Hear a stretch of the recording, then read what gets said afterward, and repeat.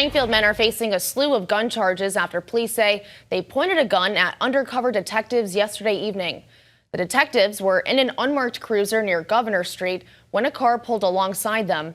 The driver, 21-year-old Jonathan Melendez, soon blocked the detectives from leaving, while 40-year-old Carmelo Serrano came down a driveway, allegedly pointing a gun at the detectives.